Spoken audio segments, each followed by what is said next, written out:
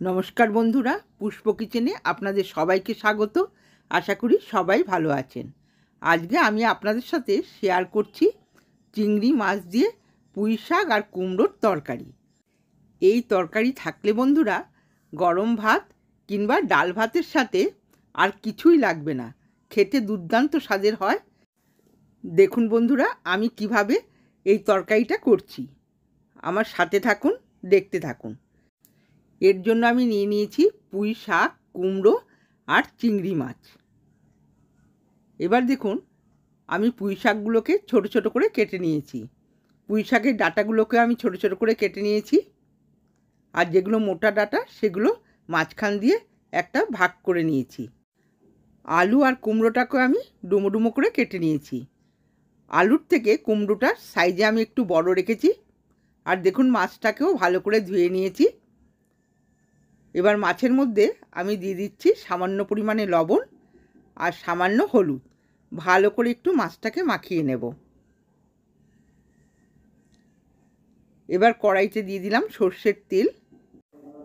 তেলটাকে খুব ভালো করে গরম করে আমি চিংড়ি মাছগুলোকে দিয়ে দেব।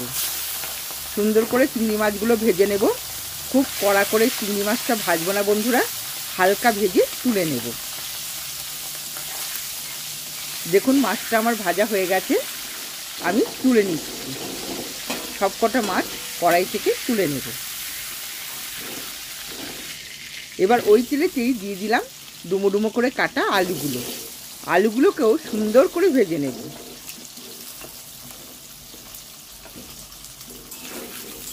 একটু নেড়ে চেড়ে দিলাম। আলুটাকে 2 মিনিট ভেজে নিয়ে এবার আমি কুমড়োটা দিয়ে দেব।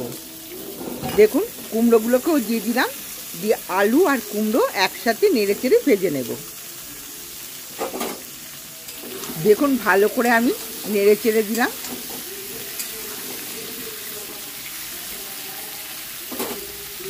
এবার দিয়ে দিচ্ছি পরিমাণ মতো লবণ আর পরিমাণ মতো হলুদ। হলুদ আর লবণটা দিয়ে সুন্দর করে নেড়ে চেড়ে আলু আর কুমড়োটাকে ভেজে নেব।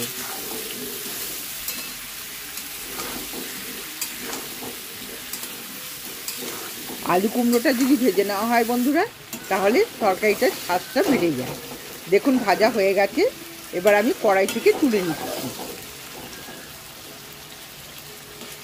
গ্যাসের স্টিমটাকে মিডিয়ামে রেখে আমি এগুলো ভেজে নিলাম। এতে করে আলুটাও অনেকটাই সেদ্ধ হয়ে গেছে। দেখুন, ওই তেলেতেই আমি দিয়ে দিচ্ছি 5 ফোড়ন, 2টো শুকনো লঙ্কা আর দিয়ে দেব 2টো তেজপাতা। এবার ফোড়নটাকে খুব সুন্দর করে ভেজে নেব।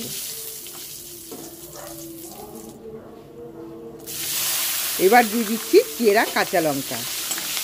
কাঁচা লঙ্কাটা দিয়ে সামান্য নেড়ে চেড়ে দিলাম।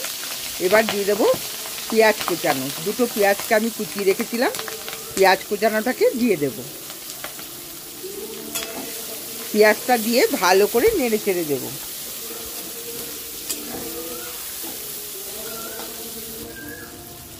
দিয়ে দিলাম সামান্য লবণ, পেঁয়াজটা মজে যাবে।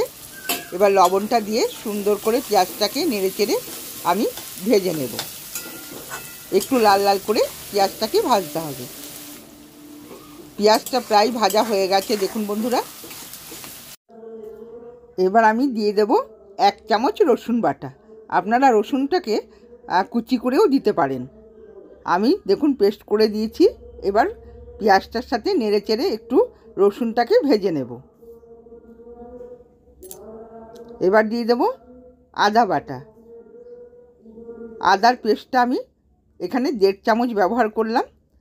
আপনারা পরিমাণ বুঝেই আদাটা দেবেন। আমার যতটা তরকারি ছিল সেইভাবে আমি এটা দিয়েছি, 1.5 চামচ দিয়েছি।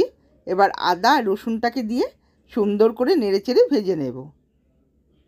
এবার দিয়ে দিচ্ছি 1/2 চামচ জিরের গুঁড়ো, 1/2 চামচ ধনের গুঁড়ো আর দিয়ে দেবো 1/2 চামচের একটু কম লঙ্কার গুঁড়ো। যেহেতু কাঁচা লঙ্কা দিয়েছি, লঙ্কার গুঁড়োটা একটু কম দিলাম। এবার নেড়ে চেড়ে ভালো করে কষিয়ে নিতে হবে। সামান্য পরিমাণে হলুদ দিয়ে দিলাম। আমি পরে আর তরকারিতে হলুদ দেব না, ওই জন্য এখানেই হলুদটা দিয়ে দিয়েছি।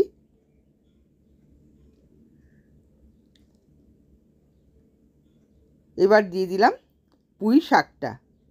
কাটা পুঁই শাকটা দিয়ে ভালো করে মশলার সাথে নেড়ে চেড়ে দেব। মশলার সাথে ভালো করে নেড়ে চেড়ে আমি ঢাকা দিয়ে রেখে দেব 2 মিনিট। 2 মিনিট পর ঢাকাটা খুলছি, দেখুন শাকটা দিয়ে জল বেরিয়েছে, আর ওই জলেতেই শাক আর ডাঁটা আমার সেদ্ধ হয়ে গেছে। ভালো করে একটু নেড়ে চেড়ে দেব। এবার দিয়ে দেব কুমড়ো আর আলু ভাজাটা। দেখুন আলু আর কুমড়োটা আমি দিয়ে দিলাম। এবার শাকটার সাথে মিশিয়ে ভালো করে নেড়ে চেড়ে দেব।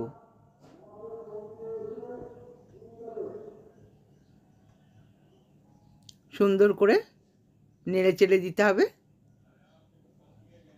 আবার আমি একবার ঢাকা দিয়ে দিলাম।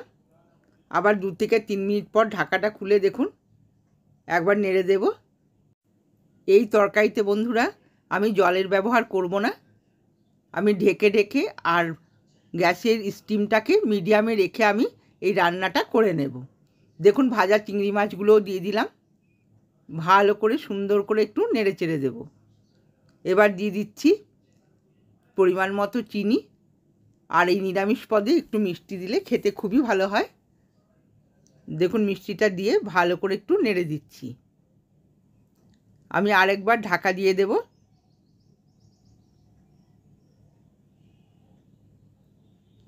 2 মিনিট পর ঢাকাটা খুলে দেখুন কুমড়ো আলু আর পুঁই শাকটা সবটাই আমার সেদ্ধ হয়ে গেছে। তরকারিটা প্রায় হয়ে এসছে। এবার আমি দিয়ে দেব ভাজা মশলার গুঁড়ো।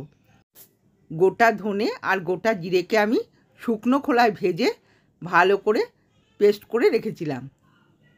যে কোনো সবজিতে যদি এই ভাজা মশলাটা দেওয়া হয় খেতে খুবই স্বাদ হয়।